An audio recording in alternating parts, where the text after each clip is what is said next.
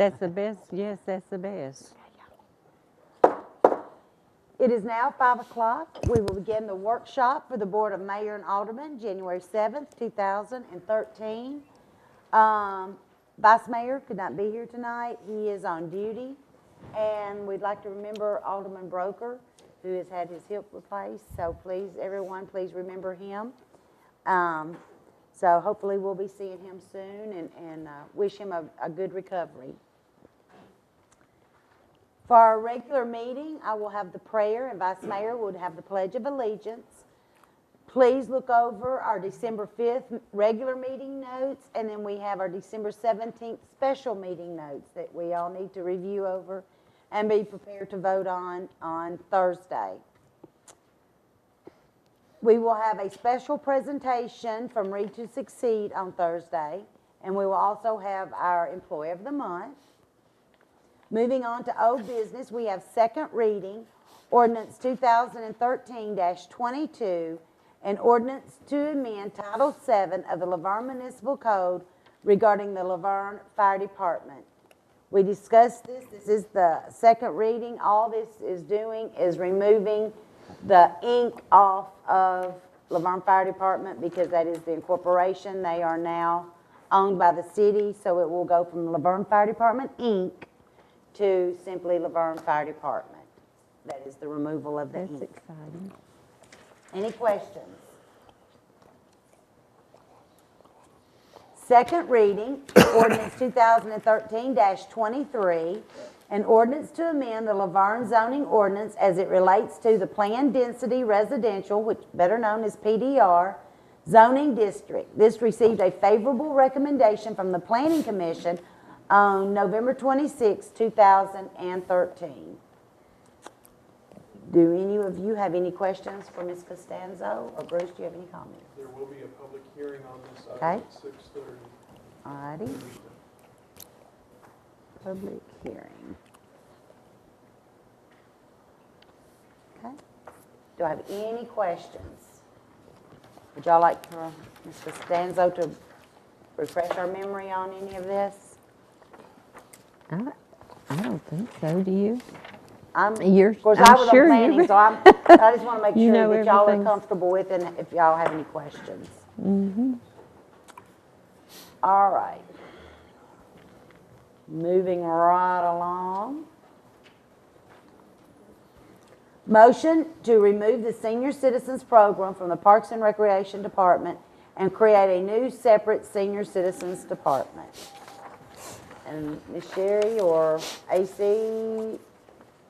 Well, with all the changes we've had in the past couple of days, I don't think it's necessary at this time. We, Okay. You think we need to hold off a while? right, we have other, they really, they need our support at this point, so. They do. They do. So And then what we would need to do is it's already been deferred, we just need to make a motion to deny or approve the commission. Defer it or deny it, I think would be the best option. I say let's just go Let's on and just do deny something. it, yeah. If y'all decide later on, Yeah. if there's something else you want to do, then we'll just bring it back. How about that? That sounds good. Next, we have our consent agenda items. A, approve recommendations for city bids and purchases. First, we have the request for proposal for the Lake Forest Playground. And I think, Kathy, we're going to let you. Yes, Turn that I'm over going to to you. talk about it. AC's had his hands full today. Thank you. We had actually, Monty Klesser, our grant writer, had written a grant for playground equipment for the Lake Forest Park. And we were offered a grant of $30,000 from First Place Finish, Inc. After talking with Bruce about it a little bit and Felicia, we thought that it would be more fair to open it up to an RFP process so all playgrounds had the opportunity, all playground companies had the opportunity to offer a bid. And the First Place Finish still came in with the best price. We have in the Parks and Rec budget this year $50,000 toward this playground. And with the original price at $80,000 and the 30% or $30,000 discount, the price is $50,000, $440 more than that. If you scroll down to page 40, you can see kind of an overview of what we expect it to look like. This RFP and the purchase is for the equipment only. We will have to store it at Parks and Recreation until we can raise more money for the actual installation. The installation would include the cost of, the concrete, putting it down, getting it in, the ground cover for it, whatever help that Public Works and Parks and Rec can give us to put it together. We're expecting probably 25 to 40 volunteers to come out and do this as a community build, but there is going to be an additional cost to do that, to raise money for the installation. So that playground equipment could possibly sit in Parks and Rec for 3 to 6 months until we raise that money. To raise the money, we're going to contact our local businesses and industries, and even if people who live here in the community want to donate, they can make donations toward this. And we hope to raise probably, I'm guessing about $30,000 for that installation, give or take. Ken Minot is here with the playground company, that Beth, who we had been working with, her husband's in the hospital, she couldn't make it. So he's available to answer any questions. One of the things that we had talked about was lighting concerns. But on discussion, Mankin Park doesn't have lighting, and we feel like the playground should just close at dark for now until, future years when we can get lighting or whatever up there. So that's where we are. You guys can look over this playground, but know that it is equipment only. It does not include installation or ground cover, and we're going to work to raise money for that. And I will say that you did look at prices for installation. Those were also put in there. And of course, when we all started with the playground, we knew this was probably going to have to be a we build type. And then also in that committee, we all discussed, if you have the equipment already, you're going to be more likely to receive donations or help to install it. Because this is the biggest bulk of the monies, is actually purchasing the equipment. And then what we've also talked about doing, we're going to have like a big thing for a sign, like if a company wants to, put their name that they donated so much money, they can put their name up that they helped build this park. If we have somebody to come in and say, hey, y'all get the equipment, we'll do it all, we don't even care if they name the park after them. I mean, that is an option. If somebody is willing, our company is willing to come in and do the groundwork and do the walkways and put this in, us already having the equipment, it's down to they're more than welcome to be considered to have the park named after them. So I think we have a lot of options there that we can do and get this built, and we have a lot of people willing to actually come out there and do work and help us get it built. But it's up to this board, whatever y'all think. We do have the $50,000, like I said, in budget for this. And they did offer the $30,000 grant. Yes. Because it's actually an $80,000 playground that we're going to be able to get for $50,000. And they do need a park. Oh, yeah. Oh, yeah. Definitely, they Yes. need a park. So that is some considerations there. We've had a lot of long discussion. I think, Kyle, you found the original plans, got those to AC.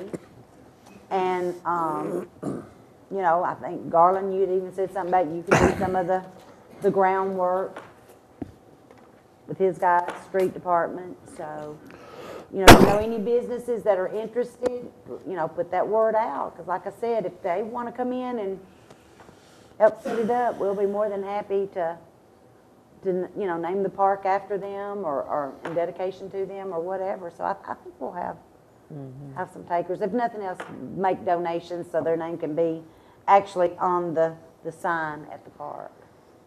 Well, we talked about you could even set benches up with their names With on their the names benches. on them, and put their names on we have the a lot of options. benches. Or, we want people to know that if they took the time to make donations to help get these kids a playground, they're going to be recognized. and let people know that they did care enough about our children to help.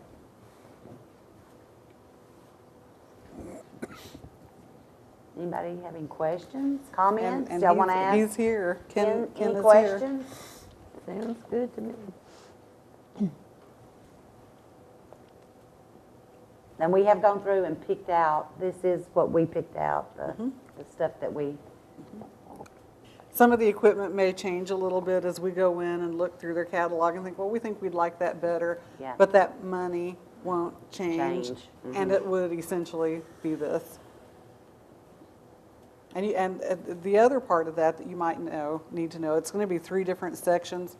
One is for swings for children of all abilities. We'll have the bigger swings, the baby swings, the regular sized kid swings. We'll have a 2 to 5 playground and a 5 to 12-year-old playground. So it's going to be 3 different sections with benches and picnic tables in between. You don't have one for the seniors? That's that big swing right there. that's right. We'll put your name on that one.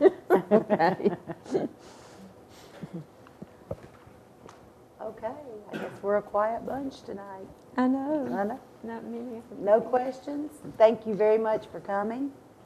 And if y'all have any questions between now and Thursday, Kathy and I think AC, if y'all have any questions about the park, whatever, just Bruce, he can guide you to who, if you have certain questions, he can guide you to who can answer those questions. So we'll be voting on this Thursday. Okay. Number 2, bid reinforced concrete pipe and head walls. Stormwater. Mayor, this is actually a bid that we already awarded. We only had one bidder on it. When we started the project, I think there was probably a typo when we had put the bid out as far as how much pipe was needed. I don't know if it was in between after the measuring and giving it to Felicia, or, they typed it in the computer. I don't know, but we ended up only having half the pipe we needed, and because the amount of pipe that we needed to buy extra was over $5,000, we want to bring it back in front of the board to make sure that we was doing it right.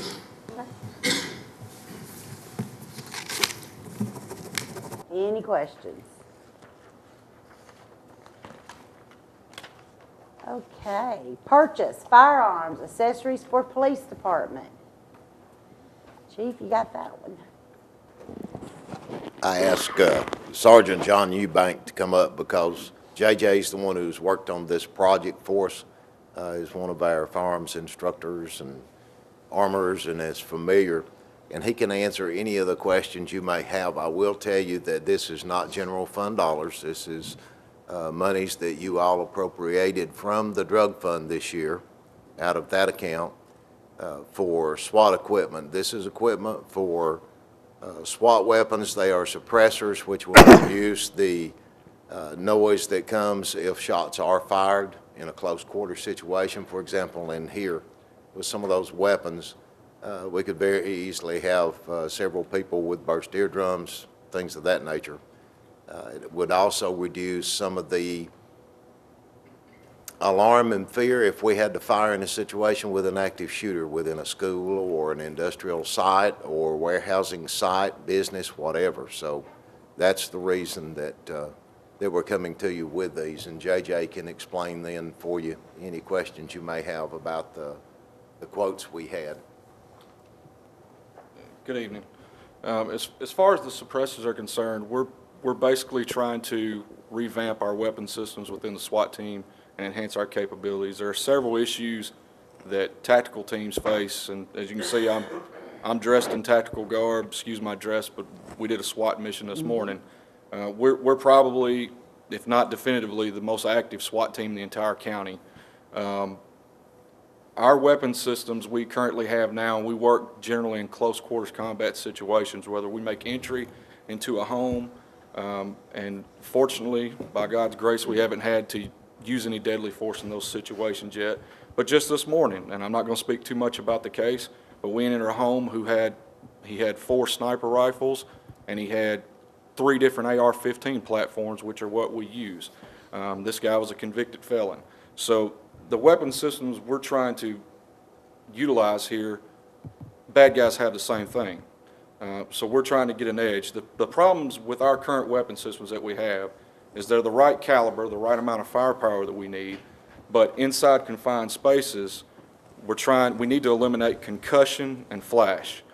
A lot of the homes we go into are dark, depending on what time of day, or depending on whether they have lights on or off, and we go in, we do what's called a dynamic entry. If we have to fire, the fireball that shoots out looks like an orange basketball and will totally destroy your vision.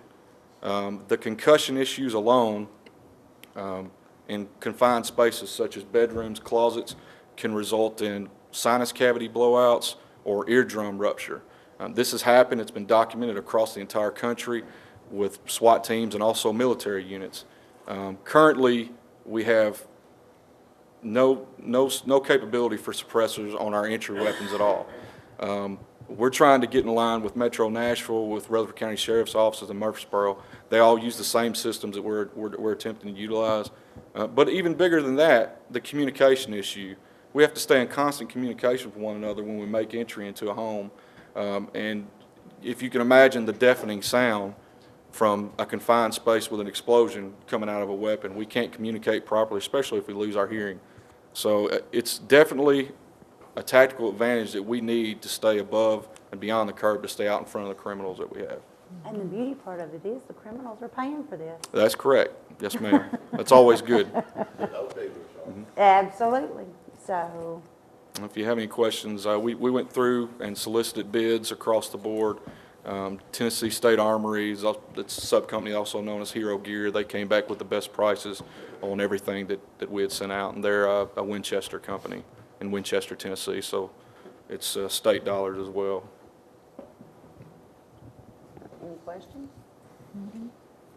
Any questions? Thank you for your time. Thank Appreciate you. it. And thank y'all for the day. Good job. Thank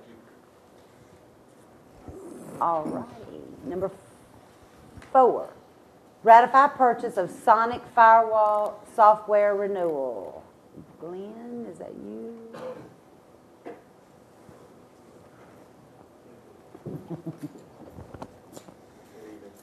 This is merely just a yearly thing that we have to renew every year to protect our computers. So we're just presenting it to you at this time. That time of year. Mm-hmm. Any questions?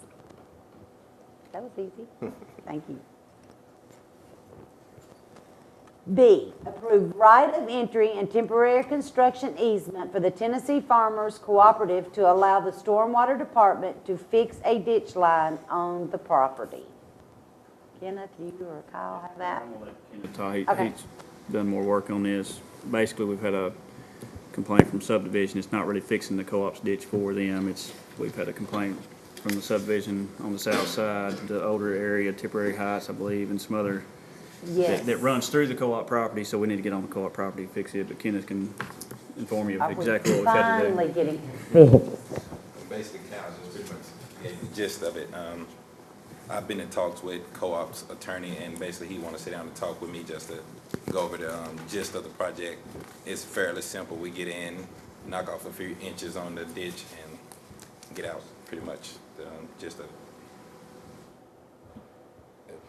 Perfect, because that, I know exactly where you're talking about.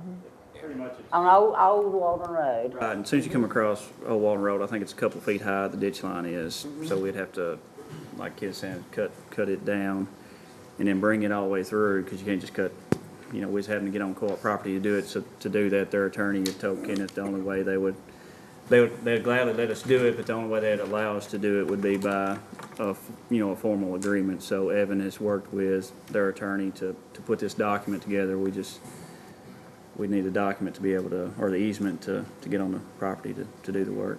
Oh, this is great.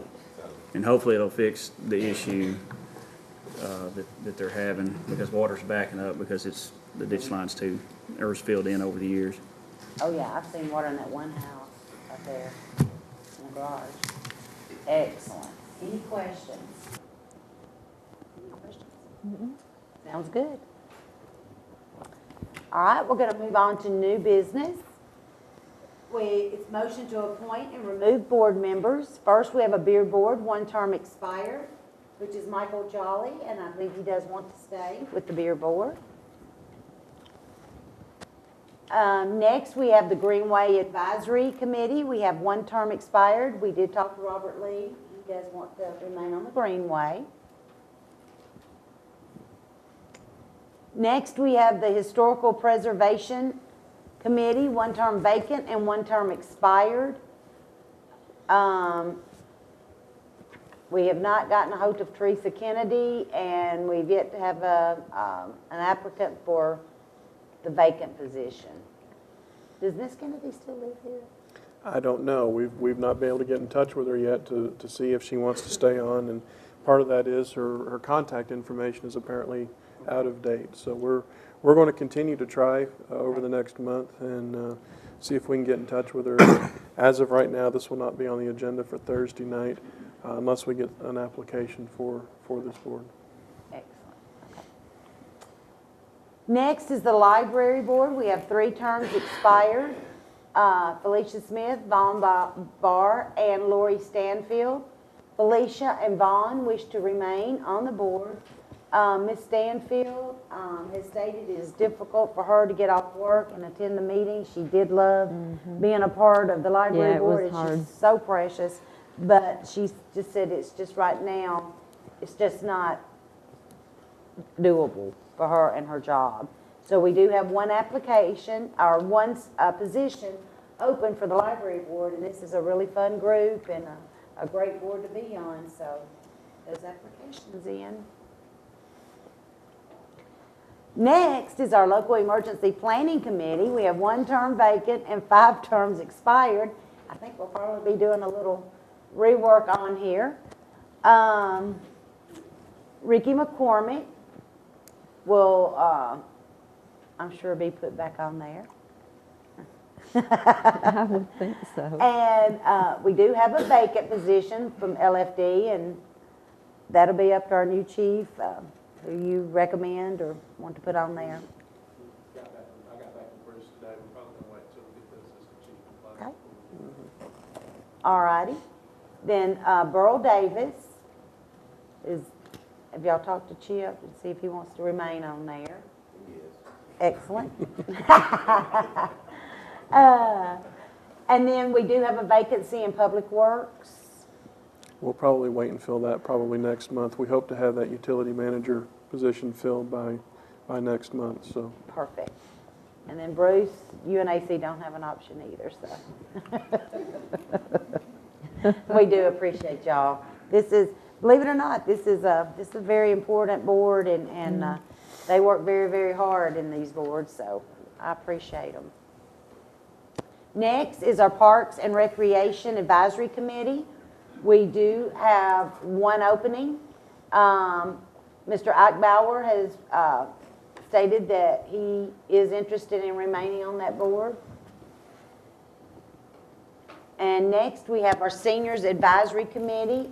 We have a vacancy for 1 vacancy and 1 term. Doug Schaefer, and Doug does wish to remain on that board as well.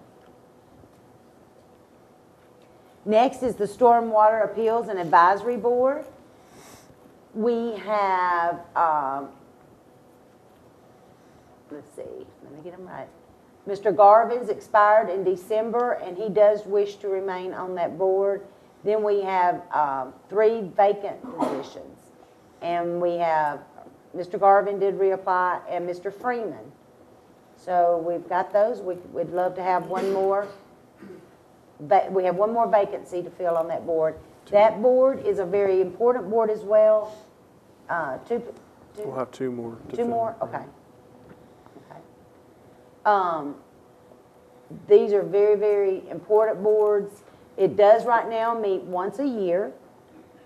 But I would say in the very near future, if building and stuff starts back, this board will be meeting on an as-needed basis. So. And it's a very interesting board. Okay, who am I missing? All right, Board of Zoning Appeals. Now, this one is just an FYI. This will be up at the end of this month. And that's Mr. Alton Goodwin. And he has stated that he would like to remain on that board. And the Construction Board of Adjustment and Appeals, Ms. Felicia Smith is on that board. And I do believe Felicia said she'd be happy to remain on that board as well. And that's it for our boards. Moving along, first reading, ordinance 2014-01, an ordinance to amend the Laverne zoning ordinance as it relates to cell tower regulations, received a favorable recommendation from the Planning Commission on November the 26th, 2013. Ms. Costanzo. Okay. I'm going to pass out a little cheat sheet for you that I prepared. Currently, we don't have any regulations governing cell towers in Laverne. And in 2008, the Planning Commission did pass, if somebody can get that to the place here, that Yeah, we will. And I know Alderman Broker, since he's on the Planning Commission, Yeah. he knows the ordinance. But in 2008, the Planning Commission did approve an ordinance governing cell towers. It went as far as the second reading for the Board of Mayor and Aldermen, and it was denied at the end due to some concerns from representatives from Verizon who had issues with it not being allowed in residential areas. And there were concerns at the time that it might affect emergency services. Because we are one of the only jurisdictions that do not have any regulations for cell towers, and cell tower technology is not going away, we have been kind of targeted lately as a place where it's easy to have one put up if somebody wants.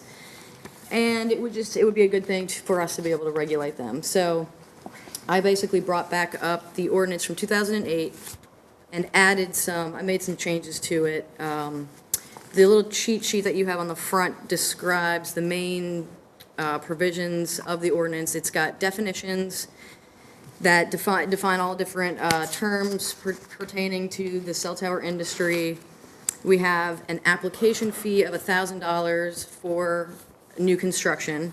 Currently, if somebody wants to put up a tower, the fee is actually based on the size of the equipment shed, which is frequently extremely small. So we just had an application come through for a new tower, and the cost for the application was $106. So I've put in here an application fee of $1,000 for new construction, which is fairly comparable to surrounding jurisdictions. We've got a maximum height of 150 feet. We've got a minimum distance of separation from other land uses, mostly being residential or vacant residential. Mandatory screening and fencing provisions, some design criteria, some requirements for future dismantling if the company decides to eliminate that, the use of that tower, so that we don't have abandoned towers just all over town. There's a requirement of submittal of FAA compliant documentation. And the next part was I put it into the permitted use tables as a special exception in C1, C2, C3, C4. So all of the commercial districts, and then I1, I2, and I3, so all the industrial districts. We did not put them into the agricultural zone or the residential zones as a permitted or special exception. So any new towers that are being applied for have to go to the Board of Zoning Appeals to get the special exception. And, of course, any existing towers would be grandfathered in, so that wouldn't affect any current ones. And I believe that is it. So I'd be happy to answer any questions. It's a 16-page ordinance, so that's why I put the little summary together for you, so that in case, just to help clear things up. I don't know if anybody has any questions, but I'd be happy to answer them. Any questions? No questions? Yes. It distinctly spells out cellular towers as being distinct from radio towers, emergency, communication towers. Yes, so you will be good to go. Right, through South where we couldn't even do anything without special exceptions. right. Yeah, so you should be fine now. Yeah, actually, I think that was discussed at the planning commission when this was Right, it being was. Mhm. taken care of. And, I'm sure that we may get some feedback from the wireless industry, because they will want, I know they will want to pressure us into allowing them in the residential districts, but all of the feedback that I got from the planning commission was very anti that option, even as a special exception. So I did not include it at this time. Well, if y'all have any questions, y'all can feel free, Kristen, I'll refer them to you if they have any questions. Absolutely. All right, excellent. Number 10, Resolution 2014-01, a resolution of the City of Laverne Board of Mayor and Aldermen to declare certain property owned by the city to be surplus to the city's needs and directing disposal of the same. Mayor, there's actually two different items that are listed in this resolution. The first one is a storage tank that had been used at the water treatment plant to store liquid permanganate that is no longer needed. They've actually already taken it out of the building. It's a 5,000-gallon tank, so it's quite large.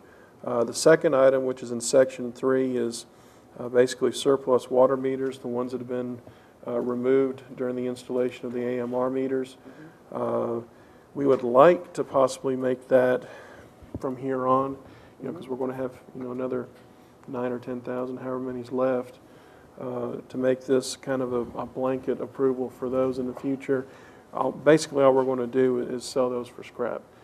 Since the new regulations went in, I think it was January, they can't really be resold and used anywhere else because of the lead or copper content, whatever it is. But, so we're just proposing to sell those for scrap from here on out through the duration of that project. All right. Any questions? All right. Number 11, Resolution 2014-02, a resolution requesting action from the state of Tennessee on regulating the sale of ephedrine or pseudoephedrine-related products. This is where we're actually voting to send this to our state representatives, requesting them to take the same action on the selling of this product without a prescription. Is that the simple and gist of this? And this will be sent to our legislators, requesting that they do the same. Y'all want to add anything extra into it from y'all's end of it?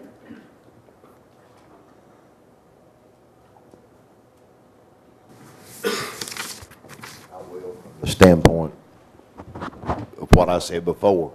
I was very proud of this board. You stepped up to the plate. You stepped out. You took a stand.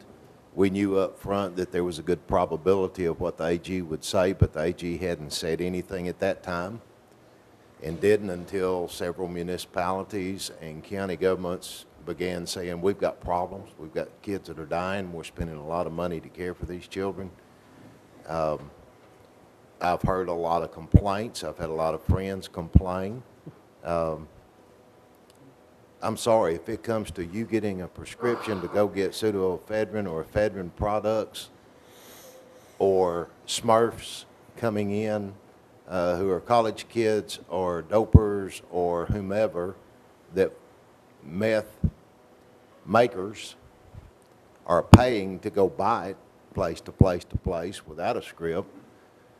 If we can do anything to slow it down and do something about it, that's what we need to do. It should have been done at the state level. It should have been done a long time ago at the federal level, because the feds have cut back the funding for cleaning these messes up. And what was our last one, Ricky? House. Last house, it was just 2 weeks ago. How much for cleanup, though? That we ended up being able to do that one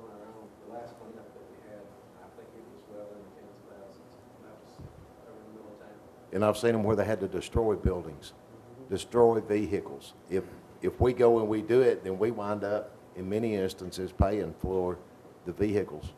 And not only that, it's putting our emergency personnel, firefighters, police officers in danger. But it's not just them. We had a situation the other day, we found out where there was a mobile lab that had been thrown on the side of the road where we may have had a member of Public Works that very potentially could have been exposed because he didn't realize what it was. And it's not just that, it's neighbors too. So if we can do anything to slow it down, then that's what we need to do. We need to step up to the plate and restrict it to the point, not to where people can't get it, but restrict it to a point to where it's not easily gotten and abused. And therein lies the problem. And the state legislators need to step up to the plate, every dadgum one of them, and I'll tell them. Yep. I have told them. I'll tell them again. But Congress needs to do the same thing. Of course, get Congress to agree on what time of day to start even is difficult. Do I have any comments or questions? Okay. We'll be voting on this Thursday night. Okay. Number 12, discussion, settlement agreement in the Donnie Fergus versus the City of Laverne lawsuit. This, gosh, started back in '05. I'll give a little briefing on this. Was the fire on Fergus Drive. Our insurance company has settled with them. So all we're doing now is just agreeing with our insurance company that we will, it's over, basically. Is that the easy way to say Yeah, it? and there's no action that needs to be taken. This is just information purposes, but, you know, the insurance company did settle this lawsuit, so it's over and done with. This is just the agreement that was reached to settle this lawsuit, so it's just information purposes only. I mean, if y'all have any questions, be happy to answer them, but this has been settled. All right. Next, discussion, Christmas for Kids and Seniors Program. Chief Walker. Mayor, Alderman, I asked for this item to be added as a discussion item tonight, just so that I could talk about it a little bit more tonight and not take up the time. I'll briefly mention it, so we don't need this actually as a discussion item. If Bruce wants to take that off, I can add that into the report time for Thursday night. But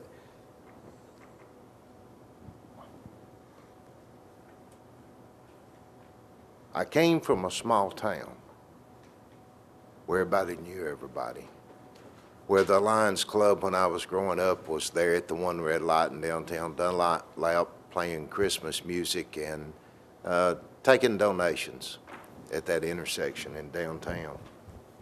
And I was there and involved for many, many years, helping with food items being donated in the school and being a part of that, collecting funds, helping deliver baskets and toys and so on throughout Sequatchie County.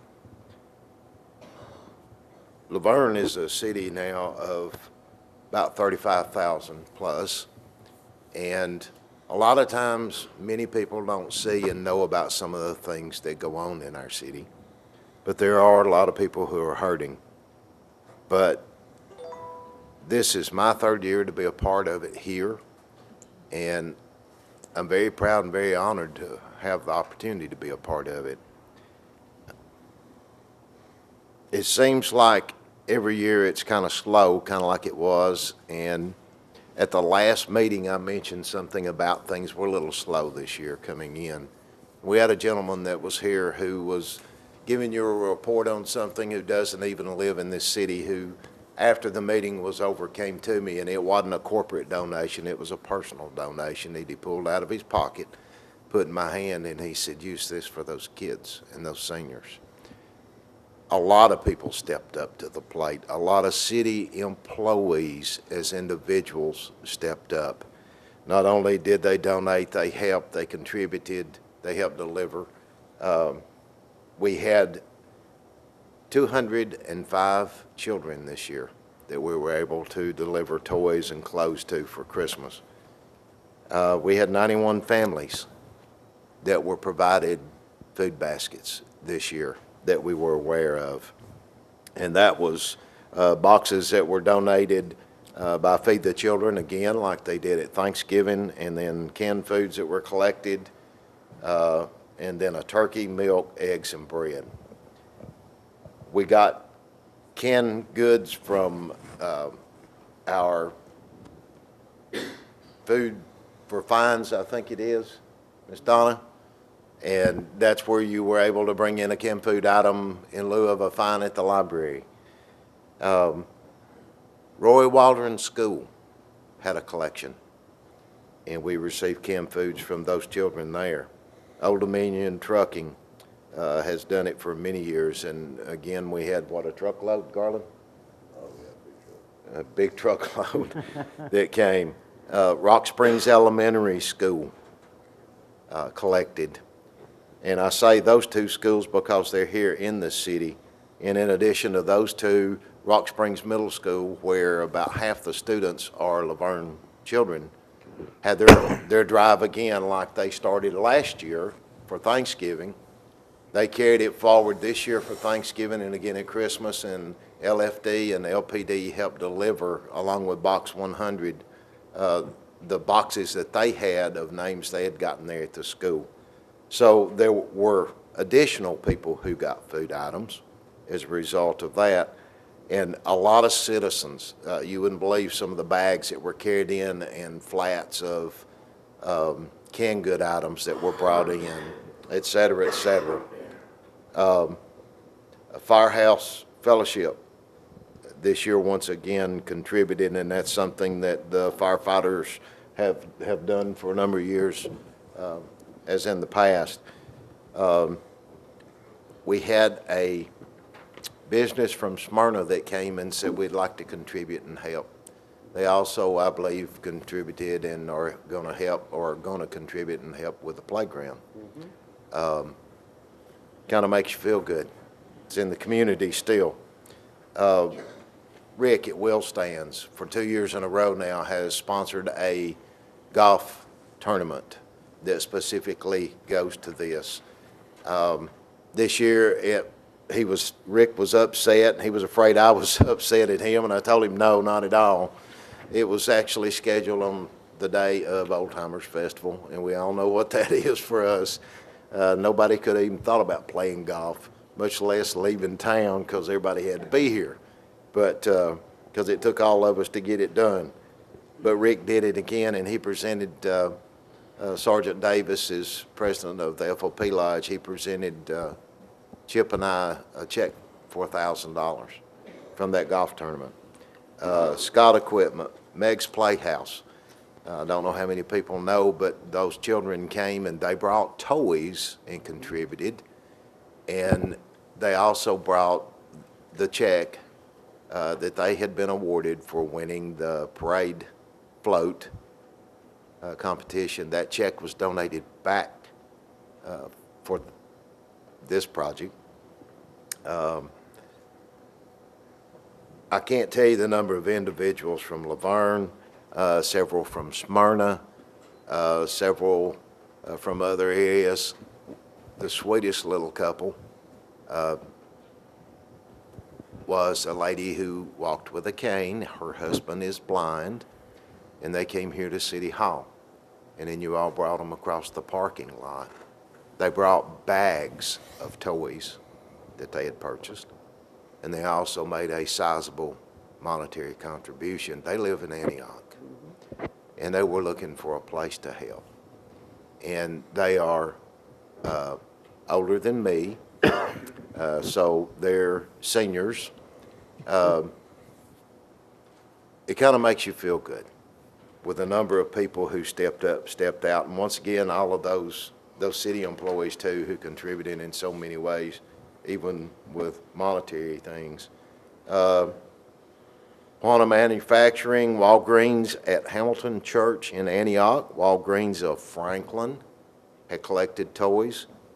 They came to us, they heard that we were in need, and they came to us and says, will you all use these? And we said, absolutely. Dollar General stores here. First Baptist, Jesus House, Lions Club of Laverne, Mapco and Walden Road did their bicycle thing, and we wound up getting 18 bicycles from Mapco and Walden Road of people who were going in there contributing, and they were able to provide bicycles that LFD so graciously put together. Those guys have been awesome over there doing that. We took them 8 on Christmas Eve, wasn't it? Late Christmas Eve, and they put 8 together late Christmas Eve, rushing to get it done. A whole lot of residents in Laverne. We had some items that were contributed by Miracle Baptist. There are several people, several organizations that I know are out there and not really on this list that we've probably missed in somehow. The final list will be put together and finalized probably within a couple of more weeks. But we wanted to get you at least this much. There were families that were actually adopted too, above and beyond the contributions and so on. For example, Bridgestone, G.P. Johnson, United Stationers, Old Dominion, Safe Industries, Box 100, our water billing department, and several other groups here in City Hall and in city government at various departments that adopted families and helped too. For that, thank you. As a resident, it makes you feel good because there were a lot of lives, as you can see, 205 children, 91 families. It keeps growing. Hopefully it'll grow next year and continue.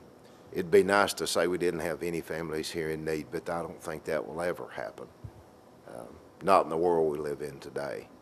But it's kind of nice being able to see the smiles on those faces of those kids when they know that it's there and that people care and that other people love them, people that they don't normally think about who do. Because they don't see them and they don't really know anything about them. You have any questions? I would have to say it was phenomenal. Yeah. And I tell you, it's also really cute watching the fire and police and even the boxmen, all of them delivering. They're like little kids. They're excited, loading those trucks, and it was just great. It was a lot of fun, and knowing that these kids were going to get to have a Christmas, it was precious. And I just say thank you to everybody here, all the employees that got out and helped, and you see them wagging little toys in when they've been out over the weekend, come in bringing their toys in or bringing food in for it. So we got a lot of good people here. And I tell you what, and it's not just at Christmas and Thanksgiving. That's true. There are a lot of other times, and They come one of the through. things we had during Christmas, like we had during Thanksgiving, we had a couple of situations where officers responded to calls and came back and said, hey, is this group on the list? Well, here's what we got, and they need some help. And those are the things, as we go along, that we find and we see. There's one other thing. Kevin's back here, we'll just make him pull it out of his pocket, but FOP is going to be bringing, once they get everything finalized and we make sure what it is, but FOP will be bringing Phyllis a check, I think it's a little over $300, that will be brought back to the city because of the expenditures that were there of the budgeted item. It was budgeted for $3,000 and has been for the last several years. But it was overspent, I think, maybe $364, somewhere in there. I can't remember the exact figure, but that will be, out of that fund will come back and the city will be reimbursed, so there won't be any additional expenditures out of the budgeted item there. Good job, everybody. Any questions? I guess we move on now to your annual activity. Bruce, did you plug that annual one in? Yep, there it is. You can see it on your devices, should be there, and it's kind of hard to see on the board. But these are the preliminary numbers that we have from Arconic, so keep that in mind. Hopefully, this time next year, we won't have to worry a whole lot about that because we'll have quite a bit of the year that's built in on the new system maybe. But when you start looking at some of the things, there are several items actually that have changed some. The total number of calls actually decreased a little bit this year. There are some items there, for example, injury crashes and property damage crashes decreased. We did not have any fatal traffic crashes in 2013. A lot of that, I think, has to do with the fact that we're utilizing the alcohol saturation patrol over time, especially on weekends. It may help cut down some of those crashes, especially the alcohol related, because there's been quite a bit of effort there. There are a lot of things there that you can look at and you can see the changes, but if you drop down to the reported offenses, there shows an increase in the reported offenses. Part of that is the fact that we actually record a lot more incidents that are reported to us than we have in the past. Now, this is not necessarily what will actually show in TBI's report once they do their preliminary and then their final for crime in Tennessee. But these are the ones that were reported up front as certain incidents or offenses. Some of those were found to be not factual.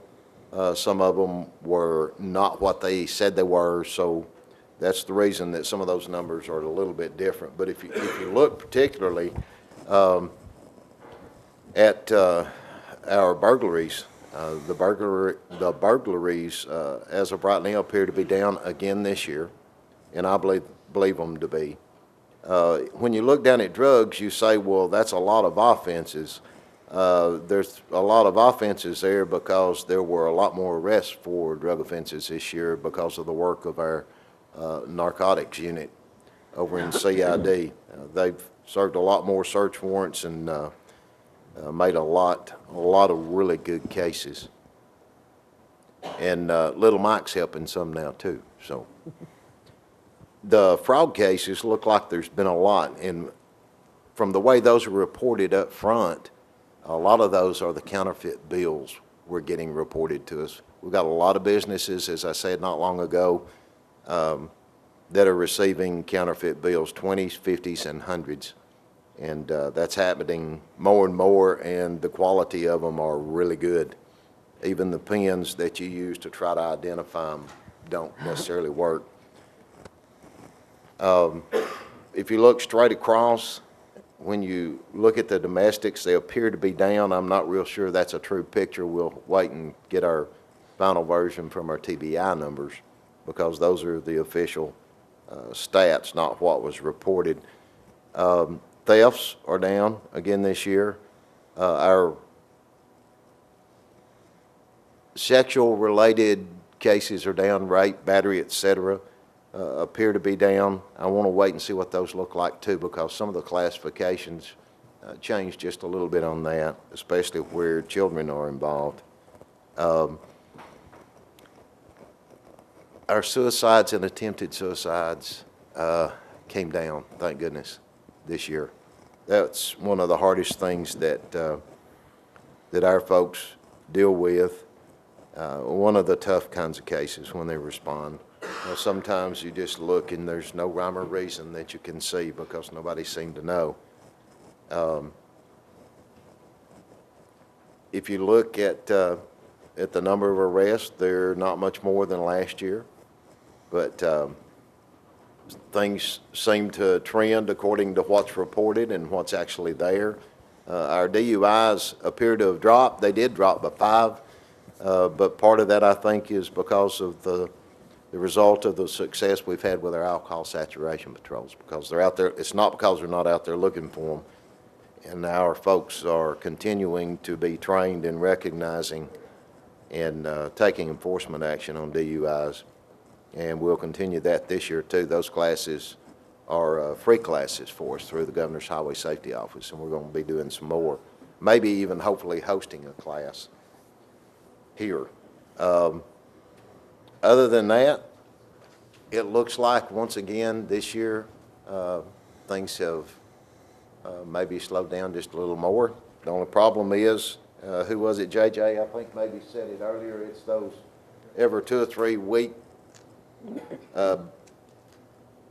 explosion cases we have, you know, where just every 2 or 3 weeks you'll have somebody do something really dumb, and that's a biggie. But in the middle of all that, some of those little things that have gone on for years are not nearly as frequent as they were, especially vandalisms, burglaries, thefts, etc. Any questions on that? Any questions? Hopefully by March we'll have a pretty good feel for where it's headed. Good job. Guys are working hard. Thank you. All right, moving on. Communication equipment, emergency service. Y'all gonna tag team us. We are. We are. Come on. Yeah. Hey. Stay low, stay high. I know. You come on.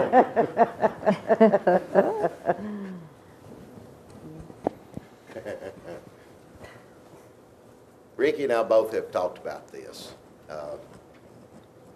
Since I've been in this position, we've discussed it several times here. We've discussed it in our budget planning meetings and at different times concerning the budget. It's been in my capital request for the last 2 years. In 12, it was showing around 850 or 875, and I think 950 then this past year because of some of the increases that we thought were going to be there. We are to a situation now that it's going to hit sooner than we thought it would. When the city of Laverne chose to go on Metro's communications network infrastructure for 800 communications, there was a lot of things that occurred. Not only were there new mobiles, new portables, etc., but there were a lot of things that changed with it, technology for one thing. The problem was there were things called consoles, which our dispatchers utilize and talk from, and consolettes, which are the backbone part of it, the back end equipment. Those things are still the old technology. They weren't changed. They should have been changed at the time we made the move to Metro's system. But now it's beginning to catch up with us. It's like trying to use a 1950 Ford distributor cap on a 2012 Chevrolet vehicle, basically. That's about how complicated it is to try to get it to work, because things are totally different now. That technology has totally changed. So we got the information from Motorola last year and year before last, and we just got it again this afternoon. And they've been looking at it.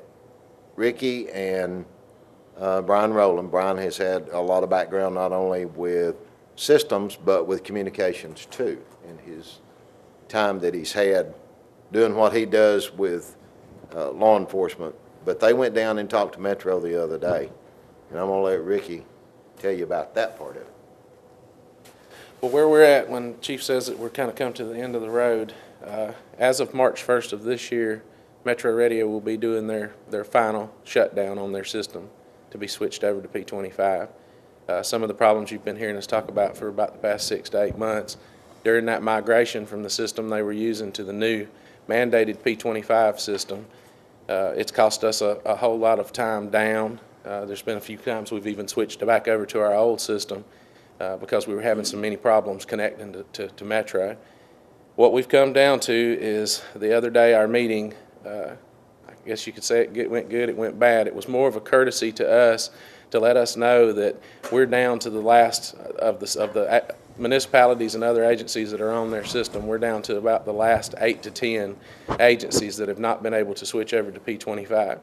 The reason we haven't been able to make that switch over with them at this point is because of this back-end equipment that Chief was talking about, the consoles and the consolates in the back. You've heard me talk about Gemini and Motorola working on the back-end equipment, trying to make it to where it will work with the Metro's P25 system. They're continuing, as of even today, they've been working on trying to get what we have to work to get us through till we get to the new projects for next year.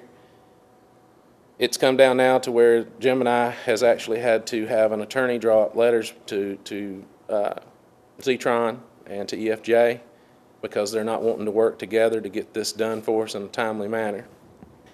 What this means is that as of March 1st, when they flip the switch in Metro, that we won't have communications any longer. We'll be able to switch back over to our VNRU, but as you all know, we had outdated equipment on that service then.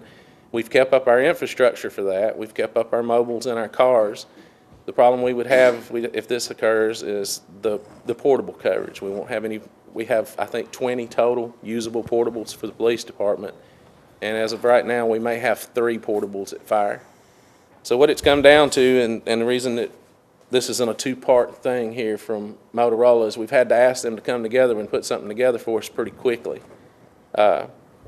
So what they've offered to do for us is where we had originally had this priced out at around $850,000 to do the replacement of this back end and console equipment. They've been able to pull that number down now to the console equipment turnkey is around $500,000, and then with the recording systems that need to be added, it's around another $50,000 to $75,000. And you see the financing numbers that are there on an 8 and a 10-year option. Obviously, we would have to bid out the financing. This is the financing through the company that Motorola uses for their leasing and all. Those numbers come back in. You can see that right there in front of you. If we elected to go with the 8-year, it'd be around $71,000, right around $72,000 a year on that 10-year lease. Now we would have to add a little bit to that number because they didn't have the recording devices in this, so it would be probably another $6,000 to $7,000 a year added onto that. But what we've come down to is just that. We're here as of March 1st. We're not going to have any radio services.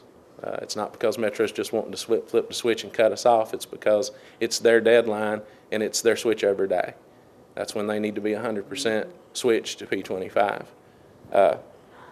This project, even if we entered into an agreement with Motorola today, is a 6 to 8 week process. So that would put us right there at March 1st, even if we were done today. Motorola has assured us that they would put us top of the priority list. They would get this equipment in as fast as they could. Rutherford County Sheriff's Department and the Emergency Communications District for Rutherford County has also put these same consoles in over the past 18 months. So we could actually piggyback off of that and not have to go through the bid process with this. This is not equipment that's on state bid, so but we would have to piggyback off of Rutherford County. As I said, they've offered to come back and knock that number down, though, to the $550,000 to $575,000 range because they know that we are in a predicament here and we're going to have to do something. We're continuing to try every day to make these other radios work, but as Chief said, one of the fixes was for us to purchase new EFJ radios for the back end. Supposedly the newer version of the radios would make it work, but then when you went in and tried to take the newer version of the radio, the firmware that's in those radios is not compatible with the Zetron firmware. So you can't see emergency IDs, you can't see the call numbers. In order to make the radios by EFJ standard work, we would have to roll back the firmware 10 versions. Jim and I tried to do that when they tried to load the firmware back, 10 versions back. At that point, the radio wouldn't accept it because it's modern technology. So you come into the predicament there where even if they were working together, which obviously they're not, or we wouldn't have to involve lawyers sending letters, but even if they were working, you're still talking about more time to develop new firmware for that to work than we have. So at this point, we're kind of at the mercy of, well, here it is. So that's why we're bringing it before you tonight. I got I thought of something a minute ago. Somebody might not understand what I said about the distributor cap on the two vehicles. How many of you ever played Donkey Kong years ago? Or remember a Commodore 64 computer? It would be like trying to play a PlayStation 4 now, is that what it is, PS4s? It'd be like trying to play that game on a Donkey Kong machine. That's the difference in the technology that we're talking about here. And the other problem is, Ricky said Zetron. Zetron is an old communications device that you use for dispatch centers, for things to pull together and work together, for the consoles. Zetron and Motorola don't talk. It's been patched and patched and patched, and it's to the point now to where with the new technology that we're using, it ain't gonna work anymore. Then on the backside of that, you've got a third vendor product that's E.F. Johnson radio equipment, which is the same way. And that's what you're trying to do. You imagine trying to build a vehicle in today's world that you got part of it that's Dodge, part of it that's Ford, and part of it's Chevrolet. Or maybe even something that's made in another country and everything on its metric. And try to build one vehicle that will run and run like it's supposed to. That's about what we're dealing with here. Phyllis, have you got with them and? No, we haven't. The money is there in next year's capital projects. It was identified. It doesn't necessarily mean it's there. It was identified 2 years ago, planned I out, knew we had moved. and it's actually out there next year. This lease agreement also, Motorola as well, they've offered to do the 1 year in arrear, so that would put the first payment out until next fiscal year. Also, that first year after the payment started, that would be no interest the first year. Well, I believe it's 1 year in arrears of the date the contract's signed. Date of contract signed. Is when that first one would be. So you've got, what, 6 or 8 week build out Correct. of everything. Once it's done, you're looking at another 6 to 8 weeks build out to get it done. And just so that the citizens understand, this project, when we took on originally and we went into and signed the agreement with Metro, it wasn't that we needed to upgrade our equipment at that point. It was antiquated at the time we did it, so we needed to do it. But this has also been federally mandated for us to go P25. We're already past the date. That was January 1st, 2013. So another reason that Metro has to do their switchover, it's not because they're just forcing us or bullying it into it. They're doing what they have to do as well. So this is not a project that we've just elected to pick up and this is what we want to do. This is a federal mandated thing. We have to do these things. It was brought to you in the beginning. We had different people in positions at the time that it was brought before you, and I presented the package as I was told to bring it to you. The whole package should have been done together at one time. Was told at that time that we didn't have the funds to do it, we couldn't do it. So here we are now, we don't have a choice. So just so that everybody understands, this is not just something that we want to do. This is not a new toy. This is nothing like that. This is federal mandate. This is something that we have to do, and we've tried to find the most economical way to do it and give the public what it deserves to have here in place. So I just want to make sure that was clear to everybody as well. This is not a wish list here. This is something that we have to have in order to operate day to day and to do it under That has been just current like 2 standards. years.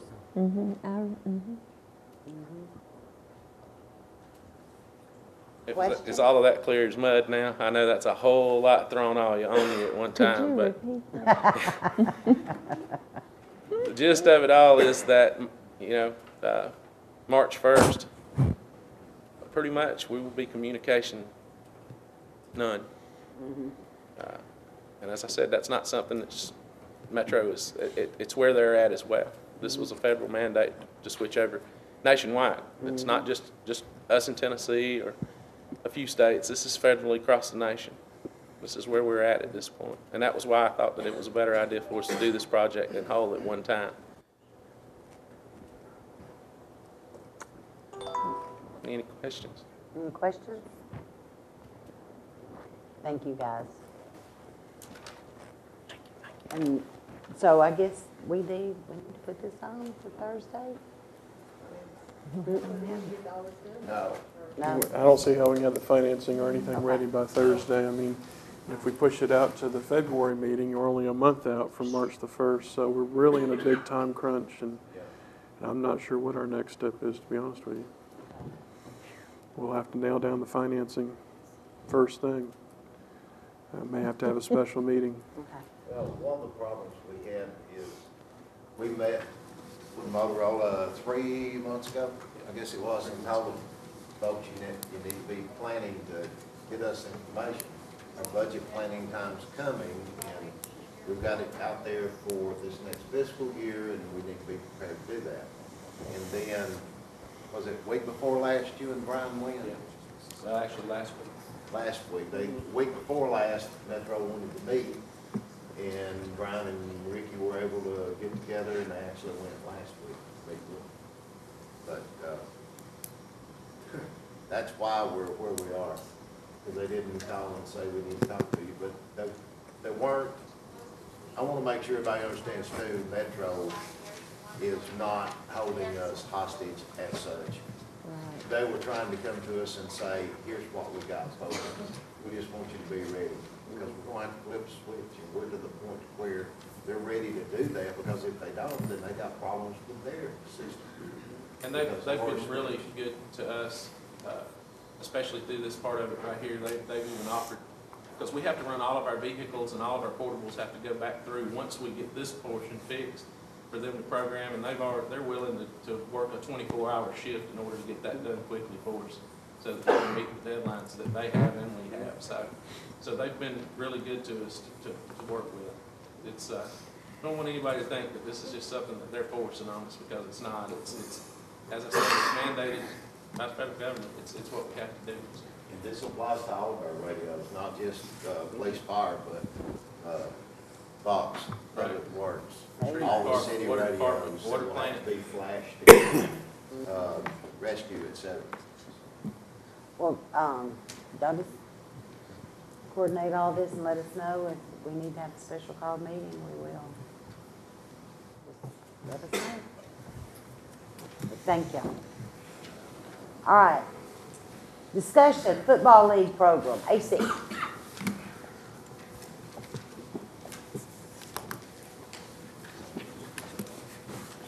We just wanted to bring this to y'all's attention since football season just got over with. And, you know, depending on what happens in the future, we want to give everybody plenty of time to decide which way we want to go with this. We have numbers on that, Bruce, that attachment that I sent, is it? Well, anyway, what we did was we accurately, I think, calculated, me and David and everybody, all of the money spent for football this year, this season. Paint, you know, man hours, gas, diesel fuel for the generators and everything else. And then this year was the first year that they actually were given something back from concessions. Well, the difference was about, we were in the hole about a little over $5,000 on the whole venture. And that's bad enough, but the other part of the equation is I see 1 or 2 Rutherford County tags in the parking lot every time we go through to see. So these are from Davidson County, most of them. We've had several meetings with them and talked to them about, you know, some of our wishes and things that we would like, you know, to change, and to no avail. I mean, they're fairly disrespectful on, the field is just destroyed now, because we say, please don't practice on the field. If you do, put 4 teams, little teams in the corners, and it's just chewed up. You can't practice on it 4 days a week and then play on it all day Saturday and expect it to be in any kind of decent shape. They have done several things that, you know, look a little funny. There are locks on the refrigerator and the freezer now. They did this without consulting us, without saying, hey, we're going to do this and this is why. We just went down and they were there. Now, whether the freezer and the refrigerator are theirs, I don't know. This was before my time. I'm assuming they must be theirs or they wouldn't have put locks on them, but when I asked them about it, they said, well, because stuff is going missing. Well, for all this time, there haven't been locks on there, and now all of a sudden there are that, you know, when they're, you know, giving us half on concessions, they park on the grass, they park on the islands. We say, please don't do that, and you turn around and they're doing it again. at your request, and I think Laura had asked about some demographic proof. They had given us a piece of paper basically that said 150 kids Laverne, 50 kids Davidson County. I kind of think that it's probably the other way. And then when we contacted them and said, we're going to need some sign-up sheets and things like that, they said they're not going to do that. So, I mean, that's where we're at with that. And lights and water are not figured into these figures. It's just, you know, it's a big chunk out of our budget, and not to mention how much it's going to cost us this time to fix the field, because that $5,000 or more that we're out doesn't count what it's going to take to get that field back in shape. So I wanted to bring this to y'all's attention and, you know, get y'all's advice on this and see what you might want to do before, you know, while we still have plenty of time before the next, you know, fall. So, y'all have any questions? And I'd just like to say that they have other options that are available to them as far as using the field to practice. We've offered up the city hall fields, some of the ball fields in the park that have lights, just to try to keep them off our field during the week. Because you get 4 to 6 teams out there 5 nights a week, they're killing the field. So by, you know, they're starting in July, by October, November, December, we're basically painting dirt. And if you get on it when it's wet, you get 6 or 7 teams practicing on it. Well, that's just twice as bad. So, but I mean, it doesn't seem to matter. Well, and the options are there. They just, yeah, we've given them they're options. pretty combative when they're faced with them. They pretty much refuse to take the options. That's their only option. They're going to use the field. Keep them out. Well, that's why I'm bringing it to the board. Don't let Davidson County come in. Well, If they I've can't always go said, and this is, maybe I'm wrong, but I feel our taxpayers are paying for these fields. Exactly. The city of Laverne taxpayers are paying. That's where part of their tax money goes to. I think when a child signs up here, if they do not reside within the city limits of Laverne, we charge another fee. Because they're coming out of, Davidson County has programs, their tax dollars go there. And we may look at doing something like that. I'm talking about just for outside of Laverne residents that come here. They pay another fee. They should. I mean, that's something, I'm just saying, we need to look, maybe sit down and do a plan of action, because, you know, I'm like you, we go out in the summer, we ride the parking lots, we look at the tags, and a lot of them are out of Davidson County. And, you know, I'm tired of our taxpayers paying for them to come in here to store our stuff, and they go back to Davidson County. Exactly. And the thing about it is, unless we're actually running the league ourselves like we are the baseball and softball leagues, I mean, how do you accurately keep up with that? You know, to hold them at their word when, you know, they're saying, oh, we got just so many of these kids, but everything's Davidson County. It just, the numbers aren't there. It's just. Yeah, I mean, they're welcome, but I think they need to pay their portion to come here and play. But, you know, like I said, when you're in the hole almost $6,000 and all you've gotten back is $1,500, that's, I mean, that's not fair to the taxpayers. It's just not. Well, I would say, why don't y'all come up with a plan of action and maybe present it to this board in the next month or so? And maybe even during our retreat time, that would be a good time to give us some ideas of the direction that you're wanting to go, how you think you can, you know, make your dollars work the best for you in the Parks and Rec Department. So. And for the citizens. And for the citizens, I mean, yeah. it's our job to take care of our citizens. Right. And their children.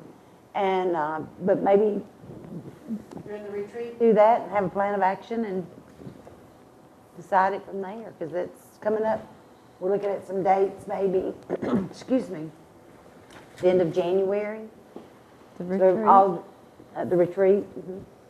I don't think we have anything in concrete yet, so directors start kind of getting your thoughts together. But that would be a perfect time to sit down and y'all present what you think you might like to do, and we can discuss it at that time. And then, of course, during the budget and stuff, we can approve that. Sounds good. Thank you. All right, last item. This is an FYI, change of payment method for Gov Deals. Mr. Grellian. This is just an informational to the board. Finance had asked me a couple months ago to see if we could find a different payment method for Gov Deals, which is our online auction where we sell our surplus. Currently, Felicia would have to take the money, it was a cash transaction, issue the bill of sale, all that sort of thing. And Gov Deals, turns out they have several different options that most of their clients are on, where you can actually, the buyer actually pays for their item online. Gov Deals handles all the transactions. Previously, we would have to take all the monies and then in turn cut a check to Gov Deals for their part. And now Gov Deals can accept the buyer's payment online. The buyer will pay more of a transaction fee for that, which will cover what we were having to send to Gov Deals, and Gov Deals will send us a check every once a week after the auction ends. So the attorneys looked this over, said nothing was really changing the agreement. It was just the way the payment was being done. So this is just to let y'all know that's what we're going to do going forward. It should make things more streamlined, and we can even go to direct deposit once Phyllis feels comfortable with the checks if she wants to. So. Excellent. Any questions? Any questions? Sounds good. Thank you. All right, we're down to Mayor and Alderman comments. Alderman Green. I don't have anything. Just I don't cold. think. Just cold weather. Oh, it's. Alderman Walter. The thing I got, people remember Saturday, the rescue squad's having a ham breakfast Saturday morning, and that's all I've got. All right. I want to say a very special thank you to our street department. I know everybody's laughs because it starts snowing and there's been more jokes on us and snow. But I have to say on Facebook, everybody thanking you and your team. Y'all worked all night trying to keep it clean. It was amazing getting up. I cannot tell you the compliments that we've had over our street department and how they took care of the roads for the citizens and all. Excellent job. Thank you very, very much. Thanks to everybody for working out in the cold. I know it was tough, thank heavens. I'm not going to say anything because then I'll get grounded for jinxing everybody. But thanks to everybody for all their hard work and all, especially during this cold. And hopefully it'll be back in the 60s in a couple of days. We've got our meeting is Thursday night. So that will be our actual meeting, which is this Thursday night. And I don't think we've got anything for tomorrow. So if we have any other announcements, we can make those Thursday night. And with that, I will call this meeting adjourned.